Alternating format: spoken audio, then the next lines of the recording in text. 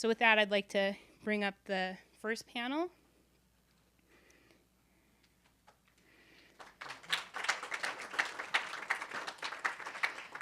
So to my right, we have Brandon Nicholson. He is the executive director of the Hidden Genius Project here in Oakland, or not here, close to here. And next to Brandon is Frieda McAlear, the senior research associate at the Kapor Center for Social Impact. And at the end is Lionel Bergeron, director of elementary school computer science academics at the New York City Department of Education.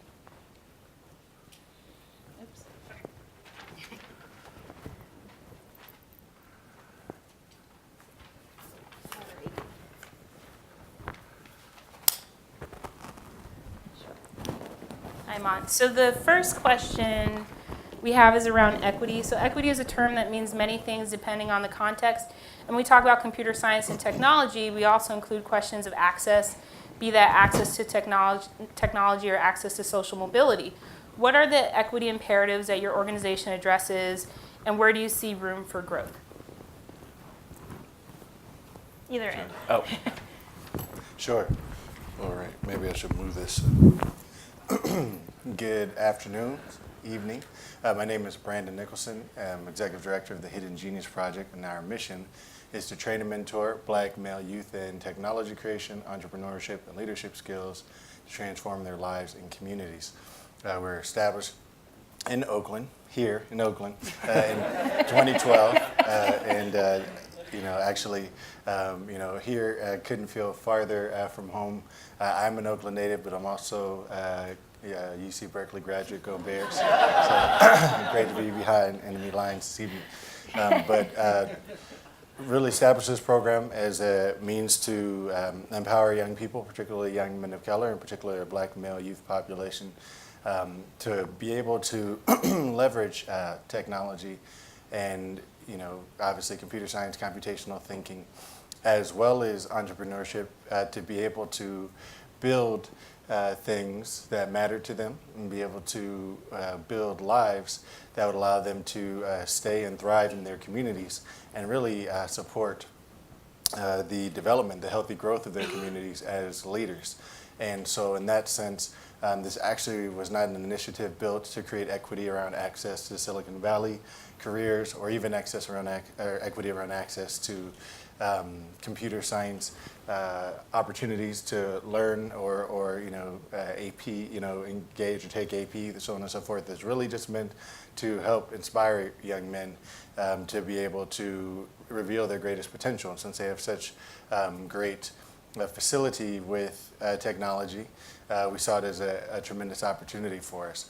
And so I think fundamentally it's absolutely an equity-driven organization, and we certainly have a number of partners in the Valley, and we certainly have a number of systems-level partners in school districts and young people who actually are enrolling in AP Computer Science.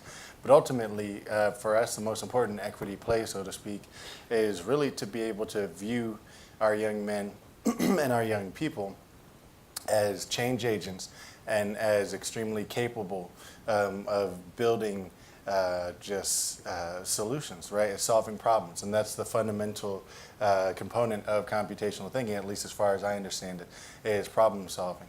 I think the number one thing we can do is really just help our young people build the confidence and understand that they actually come from strong lineages of, greatness in terms of innovation, and be that in technology or be that in social enterprise or be that in just entrepreneurship, period, just to help them understand that this is not a space for which they're a visitor.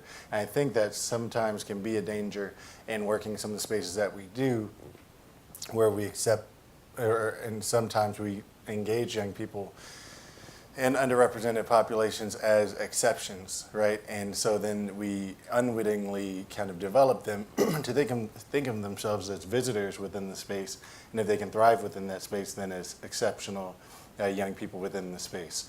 But fundamentally, if you're in the Hidden Genius Project, and we have a number of verticals in terms of our programming, but our core program is a 15-month immersion program for young men in high school, so a cohort-based program wherein they spend about 800 or so hours learning across our 3 areas of technology, entrepreneurship, and leadership. And so effectively, for those young men to be in our program is for them to understand that they were, innately endowed with whatever they needed to be in the technology space. And even if that space has to look more like what they want it to look like than what they already know it to look like, then that's what it's got to be. So I think there's a lot to be said, certainly around the theme of equity, but I'll start there and then just pause for a moment.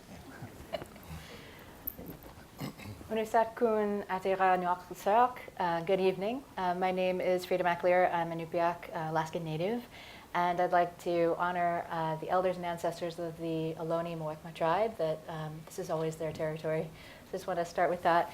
And I'm from the Kapor Center for Social Impact. We have a fantastic program. One of my colleagues is here tonight if you'd like to learn more about that as well. Alicia Parisi. Wave and thanks. Put your hand up high. She's the site director of our Stanford site.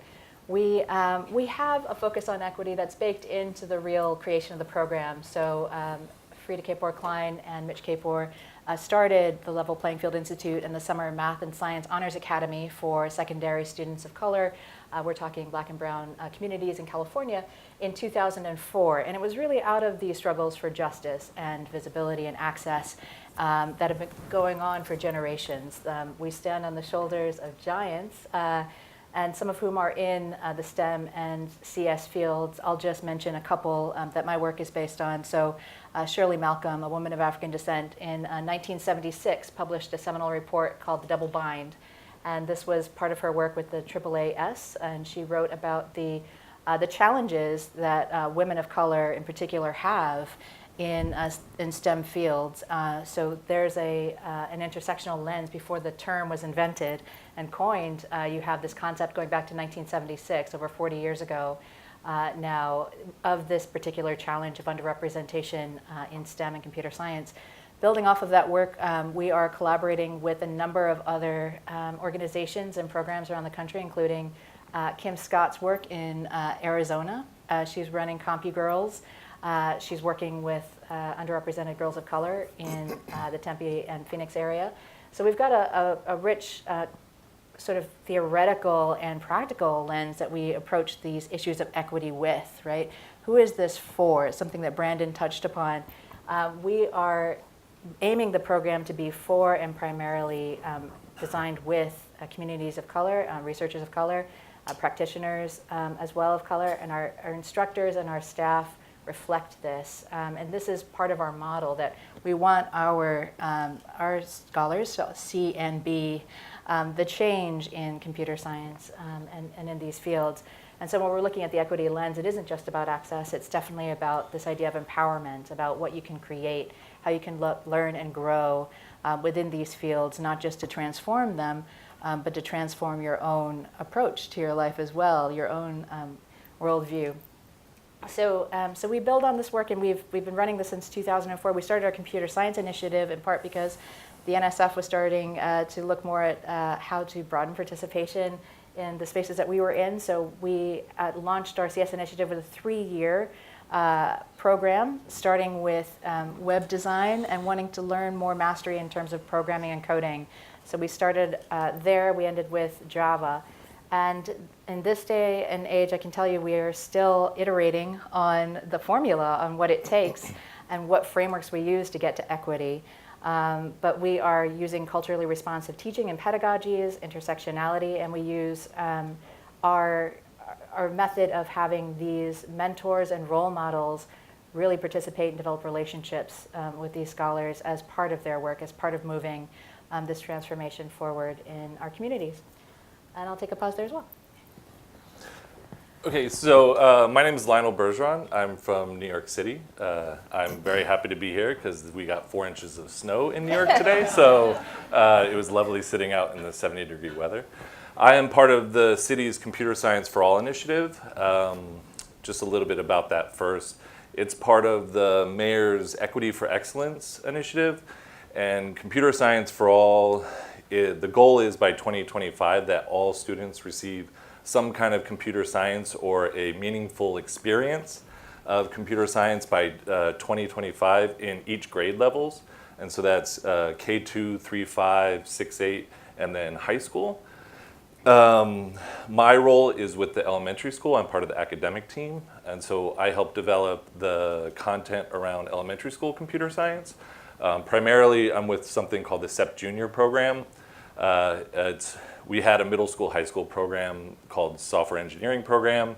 When we started talking about the elementary school program, we're like, ESCSPS, and then it sounded a little too much like clairvoyant, and so we just went with the typical like SEP Junior for elementary school, and it's worked out nice. But what it is, it's an intensive training program for elementary schools. Last year was our pilot year. We had 11 schools, 70 teachers participating in the professional development. Over the summer, it's 5 days of PD, and then 1 Saturday a month throughout the school year. This year we have our second cohort. It's about 12 schools, relatively around the same number of teachers.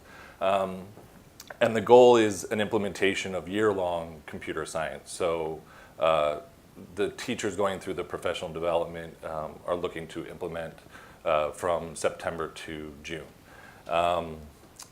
Through this SEP Junior program, we're been working with partners and professional development partners and curriculum partners on developing what that meaningful experience looks like, because it's really hard to define it without a state adopted sense of standards and things like that. And so the equity part of it is trying to make sure that this initiative and so one of the things about the initiative, it comes through the Department of Teaching and Learning, which is also then the next step down is the Office of Post-Secondary Readiness. So CS for All falls under really college prep or post high school graduation.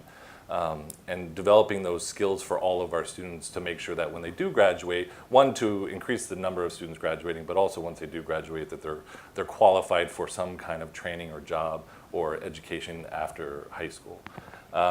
It's a little bit different for elementary school because how do you talk to a kindergartner about, listen, you're going to learn computer science so you can become a computer science engineer, and they're just looking at you like, you're tall. Like, the first two questions those are the first two questions I get when I walk into a classroom, like, who are you and how tall are you for elementary school? But through the initiative, what we've started realizing is that the value of computer science and computational thinking, not only is it important for all of our students to start experiencing that at an early age, but also to help with the teacher side of this, and this is a conversation we had earlier today, is that really just making sure that all teachers understand that, one, they can teach some level of computer science and computational thinking so they can reach all students, and that is valuable outside of just that job qualification aspect to it. Because, you know, for a kindergartner now, their career choice 10, 12 years from now is going to have some kind of computational thinking, computer science element to it. What that is, we're not sure, but we do want them to have that touch and meaningful experience. And so just one of the part of the question that you asked too is like room for growth is that New York City is 1.1 million students, 1,600 schools.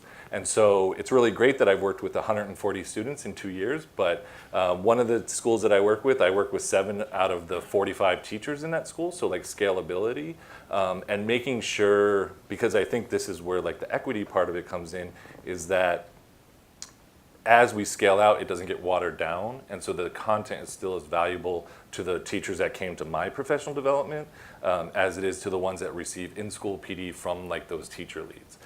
So I think that's one of the valuable things that we're really trying to like find the answer to, is to make sure that it's not just the immediate experience with computer science is valuable and equitable, but continuing throughout. So by that 2025, we don't just have that one student that does, you know, some computer science, sounds awful, computer science worksheets and like, okay, I got my experience, and then moves on.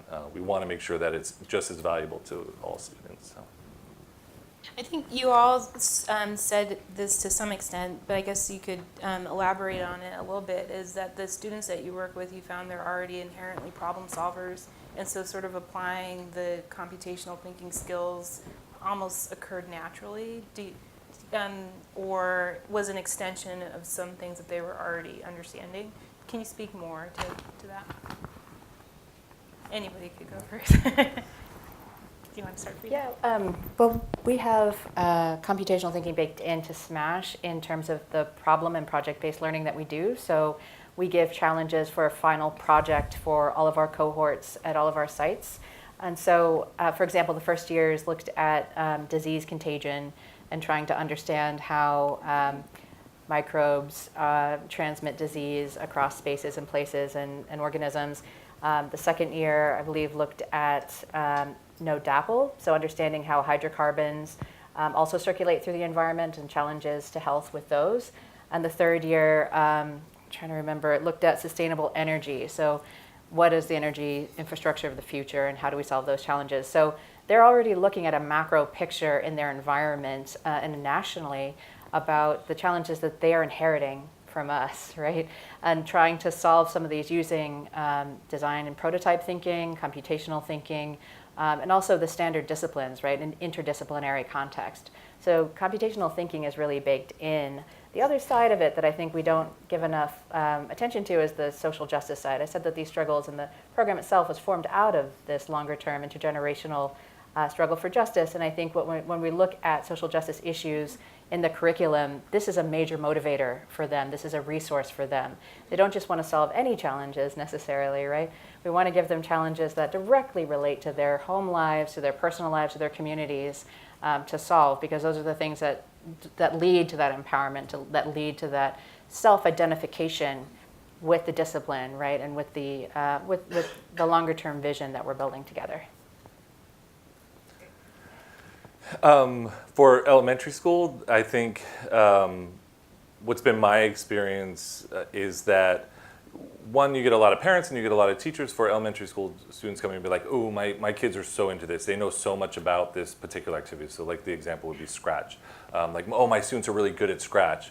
And so it demonstrates that a lot of the students in elementary school like already have the skill set and understanding to at least start navigating those kind of like experiences, whether they've learned it through other content areas or just from general interactions with like their parents and like the device.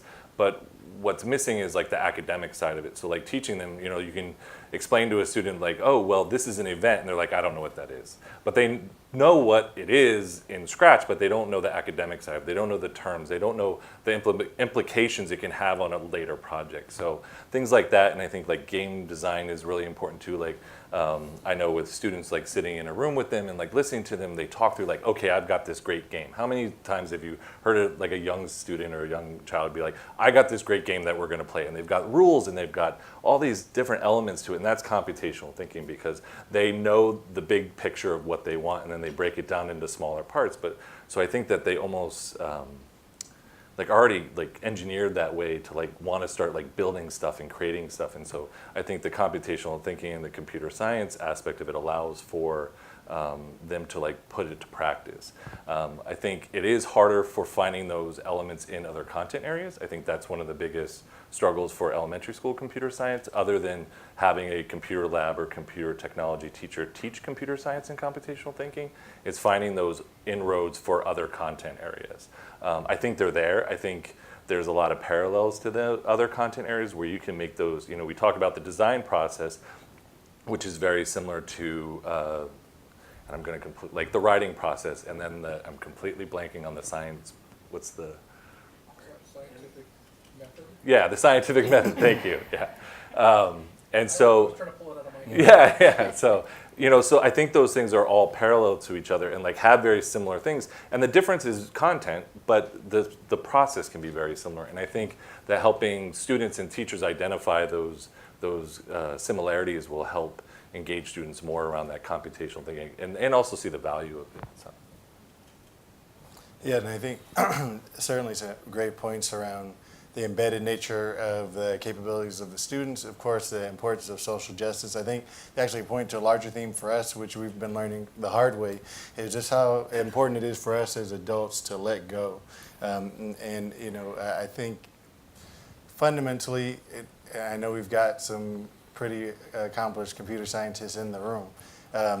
And so I may say some things that are less than popular, but that's okay. But fundamentally, I think in the interest of preserving the lucrative nature of the work and the prominent nature of the work, and it happens across many fields. I think over time, in many ways, we've actually intentionally mystified certain aspects of computer science. As you do, you see it in management consulting all the time, right? You see it in any number of fields where you make something sound highfalutin, as it were, or you create code around it so it doesn't seem as accessible to everyone, because if everyone could do it, then it'd be hard for me to get paid a lot of money to do it. But fundamentally, right, computational thinking and thinking through processes and problem solving is something they've been doing all their lives, and it doesn't have to, for us, fit into any particular box.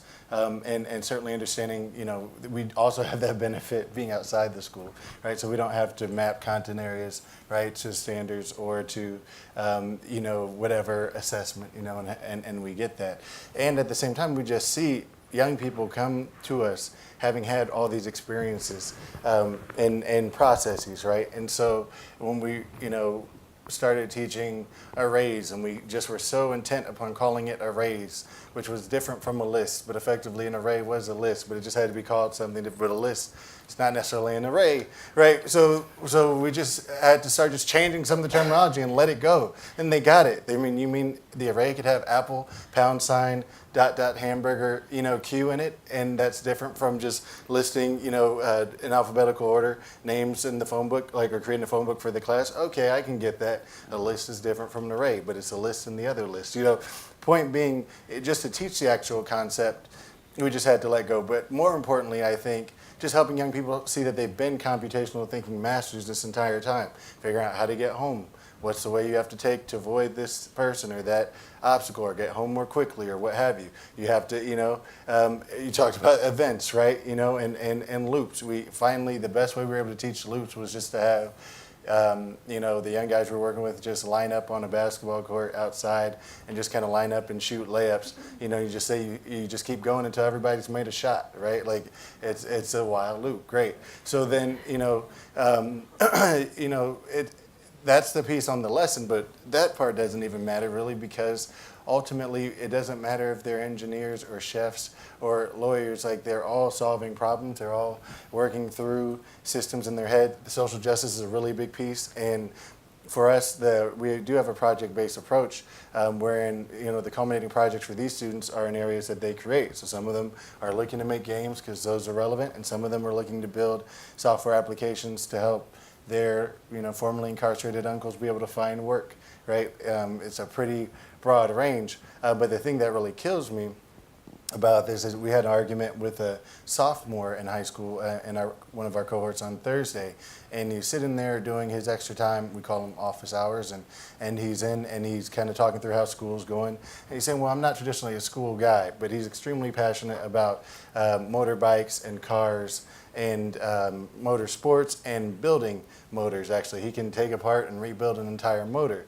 And he also explained to us the physics of popping a wheelie on a motorbike, but he didn't see it as physics. He said, I'm not a school guy, that's just how you pop a wheelie. But he talked about the pressure you apply to the brake and the thrust, and dumping the clutch versus not dumping the clutch, and leaning back, and everything he described was physics. The only thing he didn't use was all of the terms, right? And so for him, he convinced himself he wasn't a scientist.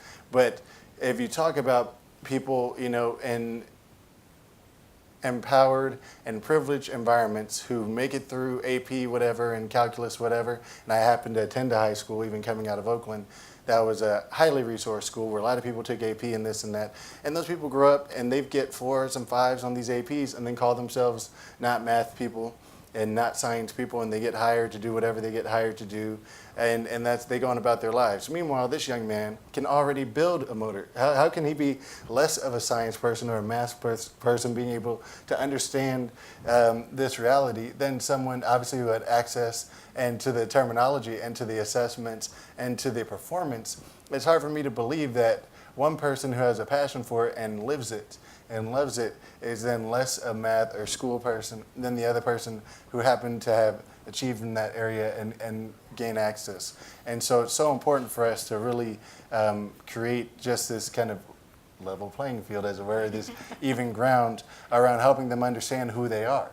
So we had to yes, you are a science person, believe it or not. You just haven't been engaged in that way in school, so you don't identify with that. Because of time, I'm going to cut out the third question, and open it to probably a shorter version of a Q&A. We will use the mic, and we also, to practice what we're preaching a little, we have a hashtag. So if you wanted to tweet your questions to that hashtag, you can also do that, and I'll be reading those off of there. And then Javier has the mic for any questions. Hi, question is for Lionel. You mentioned that you had this mandate for meaningful experience at various grade levels, Yep. and you divided them up into, I just want to clarify what you said. You said among, for example, like grades 3 to 5. Now, does that mean that they are mandated to have a single meaningful Yes. experience during over 3 years? Yes. Yeah. So Let me just say, that sucks. absolutely. And so That's my question. so that. So is the question, does it suck? Yeah. So. That was editorial comment. Yeah. So I think, so that's an initiative. And so it's a little bit different as you get into middle school and high school, because typically the middle school and high school will be courses, like an AP course, or our middle school program does a physical computing or computational media course. So it's an actual class. Where in elementary school, it's more of a unit, and the unit, and so that, again, that's also the importance of making sure, kind of like what I was talking about before, that meaningful unit or that meaningful experience is meaningful, and so it impacts the student to a degree where they either can explore the next step, or the school themselves can identify the value of it and like continue to do it. So it's built out in a little bit of self-promotion here. We have something called a blueprint. It's blueprint.cs4all.nyc. And so since there aren't standards around computer science for New York City or New York State, it's built out of the computer CS framework, K-12 framework. And from that, we've developed things, the concepts, practices, and perspectives. And so that meaningful unit has to address the age-appropriate perspective, which are, as we define them, explorer, I'm going to forget all these now. Explorer, creator, innovator, citizen.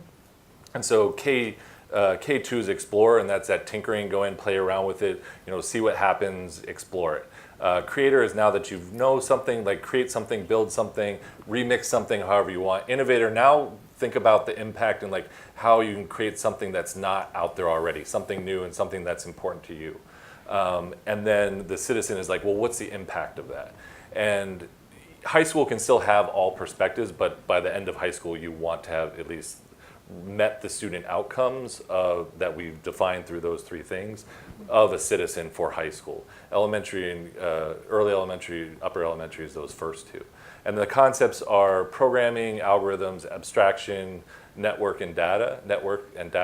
And then the practices are analyze, prototype, and communicate. And so a meaningful experience has to have all three of those practices, appropriate of the perspective with at least three of the concepts. It's a lot, and we're really trying to figure out how to do that in a way, and then also to make sure we train teachers to feel comfortable to teach that unit. For my particular program, the goal is that they'll have a meaningful experience from K to 5, so every single year, and we've kind of like fallen into pre-K too, because now there's universal pre-K in New York City. So yes, it does suck if it's just that touch. We do want to make sure that it's as meaningful as possible to help expand it, but I think on the scaling side of it, it's just, that's got to be the starting point. Where it goes from there, and then also discussion we had, like, then what is teacher certification? Because if you have if computer science becomes a content area, how do you certify a teacher in that? So I think it's a great starting point, but I don't think it's going to be the end point for New York City. This isn't recorded, right? Because all of my New York people are like, oh, so it sucks, huh? So. You're out of a job. I have my resume with me. Exactly. Yeah. So my question is maybe more towards Brandon and Frieda in terms of sort of what happens afterward, right? So you've empowered the students to feel like they're more than just visitors, that they are they have access They are physicists, right? They're acting as physicists. They just need to have the language and that sort of thing. So then what do you or what can you do to arm them to disrupt the pattern when they go out into the world and find out that they are treated as visitors and they aren't welcome and they don't have access? How can you arm them? Yeah, I'll start. Thanks, Brandon. I know we can say a lot about this too. So I do some of the alumni research, and most of our students do go on to college. The majority do study STEM subjects. And after the NSF initiative, we saw an 8-fold increase in the number of students who started to major in computer science at predominantly white institutions. And what we've noticed is that there's a huge gender disparity there. The boys of color tend to go in at roughly 3 times the rate as the girls of color. So we know that Silicon Valley's reputation is pervasive in high school and college. No surprise to any educators here, I'm sure. But we talk about that. And we talk about what that environment will look and sound like if that's what they choose. We also bring in speakers.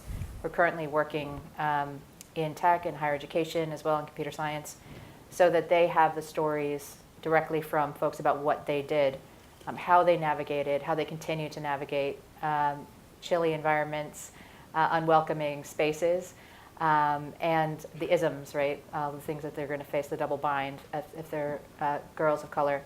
And what we find is that, and the research supports this, this identity piece, owning your different identities plural, is so key to resilience. And we're studying social emotional learning, including resilience in our program.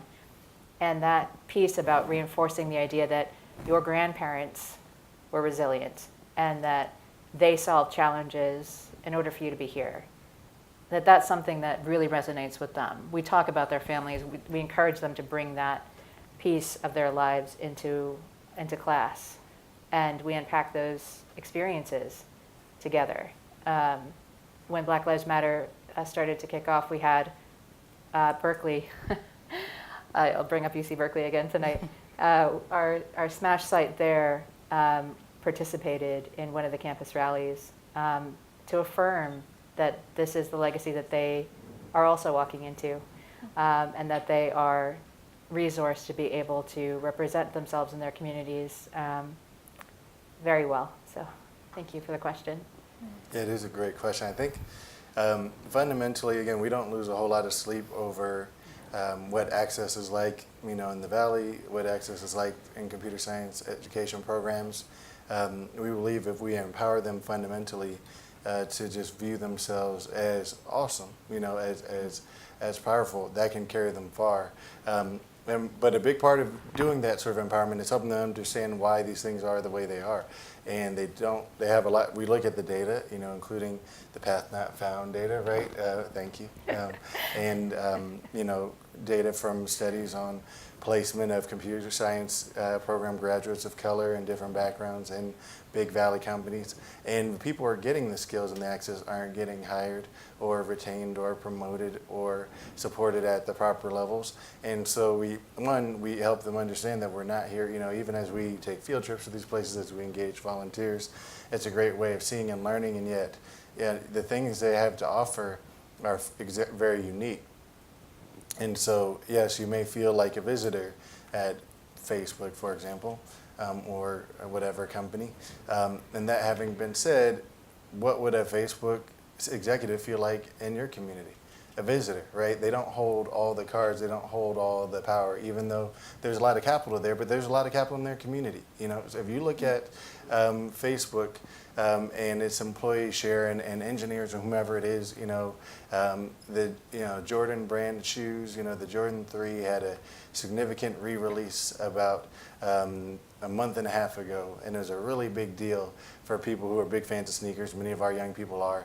Probably wasn't a huge deal at Facebook. I'm sure some engineers did, and some marketing people in comps. It's just a different environment, right? Different backgrounds, different generations. But I can tell you, whether you were in Oakland or whether you were in a suburban area somewhere, even parts of the country, at 6 a.m. all across the country, young people were lining up for these Jordan brand shoes. So when one of our young people then creates his own shoe restoration business, because he understands how important sneakers are to folks in his community and that there's capital there moving around, then nobody at Facebook has to understand that model. And if they don't tap that market, that's their loss. Quite literally their loss.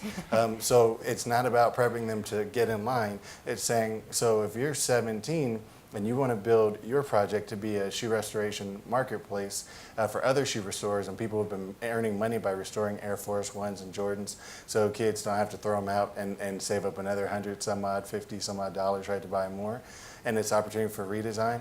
That's your power, right? And when you show up that way and you've built that marketplace and they say, well, you're not this, you say, well, you're not that, let's get back to work, right? It's a different mindset, the way you can show up. It doesn't mean it's easy, and it doesn't, but it also means that you're not showing up to serve anyone, right? You're not showing up for charity or anything of that nature.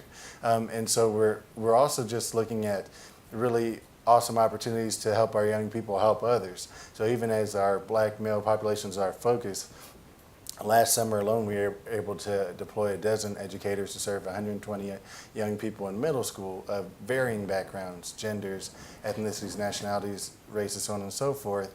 And these young men were facilitators. They got paid, sometimes by our partners, and paid well, better than $20 an hour to teach and facilitate computer science programming and technology creation programming for young people. So those young people got to see them, and that means a lot to them as well. So when young people from different backgrounds get to see them, and they were teaching, white males and left-handed Armenian girls, right, and Latinx, people, non-gender conforming, but all those people saw those black men as their educators, right? That changes the way they approach the world. And it's important because, of course, there was a highly impactful findings coming out of this great institution at Stanford with the New York Times article, the other week, in terms of findings of the effects of racism on black male outcomes. And so, our young people see those things and they hear those things. So they get to live an entirely different narrative. And that's the best thing we can do to equip them. If we, spend a lot of time prepping them, and we do, in interviews and things of that nature. But if we spend a lot of time preparing them for the world they're going to see, it doesn't help them have a greater sense of imagination of the world they can build and understand that they've got just as much, stake in this game and just as much equity to leverage if they leverage it properly as anyone else. It just requires a shifting of their perspective. Now I'm just going to do one question from Twitter before we hand it over. I know we're over time, but the question is, how do you all recruit students, teachers, and partners to do your CS equity work? Where are you guys getting these folks from? So New York City, there's varying levels of it. It is an initiative by the Department of Ed. So eventually, all teachers will have to, all schools will have to participate in it. We do have, like, the SEP Junior program is an application. So schools apply. Sometimes the participating teachers are aware that they're applying to this, and some are voluntold that they're applying to this. I think we also do it through like partner organizations and like local events and meetups and things like that. So I think trying to reach out to as much as possible through the teachers that are participating and the teachers that are getting something out of it. I think that's also a way to do it. Students, we don't directly recruit for students. Right now it's the focus is on the school and the teacher, so it's like a district level. Yeah. There's a lot of ways. Our recruitment happens by word of mouth. We started this program in 2004 in California, and we've got, I want to say the latest number is 7 sites. And we've gone outside of California now into Morehouse, Wayne State in Detroit, and UPenn, Wharton. So we have a lot of networks of communities, of families that we have worked with over more than a decade of this work. So it really is generated the untold number of applications we get every year. Again, the acceptance rate not as high as we'd like it to be because we have a depth-focused program, but that's genuinely through small classroom presentations, and then just my cousin went through your program, my sibling, I went, I'm a parent now, and I'd like my family member to go to SMASH. And partnerships, we do these landscape studies. Brandon generously mentioned Path Not Found. You can find that at lpfi.org/PNF. and studies like that really bring partners to us as well. We collaborate on working with state data, for example, in that report, and access. We're part of the CS for CA initiative, so we also are at that table, a huge table of providers, practitioners, industry folks, and funders. And so, yeah, Mitch and Frieda Kapor are also from the industry. Mitch was one of the folks from Lotus back in the day, if any of you remember those products. So if you use a spreadsheet, he's part of the reason why. So he's got a deep network as well in the tech industry, and we work with entrepreneurs and venture capitalists all across really the tech ecosystem around diversity and inclusion. So it's a lot of levels to talk about partnerships at the Kapor Center. Yes, I'd just say, I think with open arms and an open mind is just, for us, we have so many great partners, even in terms of our educators. You know, we have folks with different backgrounds, and some people have really built up their capacity, even on the computational thinking, computer science side. Some people who started with more of a practical, technological background and had to learn even some more of the teaching, some people with full-on traditional computer science background. But a great deal of passion. That's the, you know, I think the common element across stakeholders, and, you know, even having folks who just are willing to support, even for a moment, even for a day. And I see, you know, one of our friends from Piper here, and, you know, an organization that's been able to participate in some of our exposure programming, bringing the, you know, Piper tool with Piper Raspberry Pi. Is that what's in it now? Yeah, Raspberry Pi enabled, you know, tools. So it's been really important just to work at different levels, and of course, level playing field's a huge one as well, and smashing their team in the Kapor Center. So for us, we're always willing to find some way to connect. There's a fit somewhere. You know.